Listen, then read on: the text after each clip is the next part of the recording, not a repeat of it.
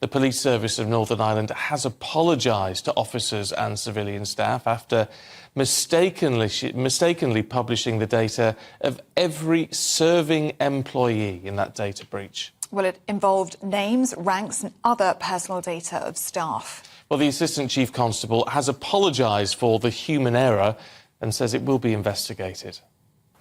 I understand that that will be of considerable concern to many of my colleagues and their families indeed at the moment.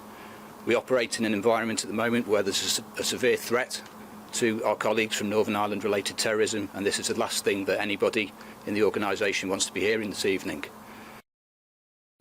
Well, joining us live now from PSNI headquarters is Dougie Beattie, our Northern Ireland reporter. Good morning to you, Dougie. I mean, this could be of huge consequence to these police officers, couldn't it?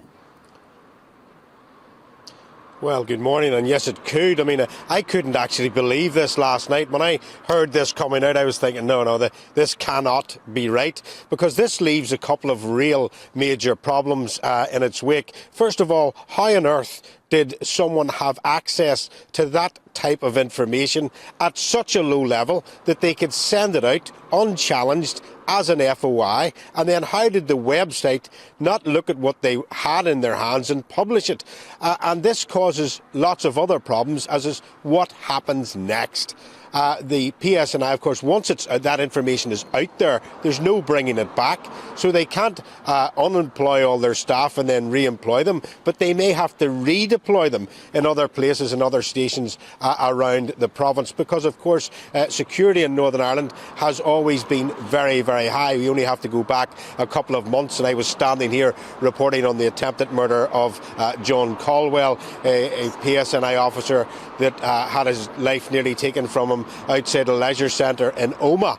Now, when you read this document, you will be amazed that the service number, the initial, the surname and the rank, and most of all what station these people are actually deployed in, are on that, and that goes for the civilians that are in this as well. And the Chief Constable really has a problem now. He is on holidays at this moment in time. Apparently he is aware of the situation, and the policing board meeting is actually tomorrow morning at 10 o'clock, and that's where politicians here in Northern Ireland hold the police service to account. And can the Chief Constable hold on in his position, particularly that his business here is security, and a breach on this scale will come back and lie at his feet?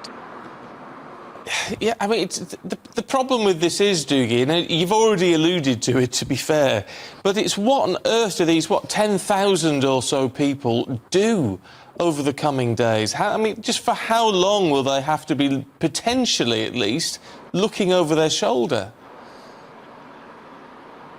Well, if you're a member of the police service in Northern Ireland, you will always look over your shoulder. You will always start the car with the door open. Unfortunately, that's a sign of the times that we lived in. And those really bad times have gone, but those officers are still very aware that they could be targeted at any one time. The real worrying part about this documentation that has come out into the public domain is things like intelligence officers. They're actually named on it, and those that are inside MI5. That's how big a security breach this actually is. And any terrorists, never mind Irish dissident terrorists, those in an international scale, would be interested in this type of information. OK, Dougie, thanks very much indeed. I mean, it just beggars belief.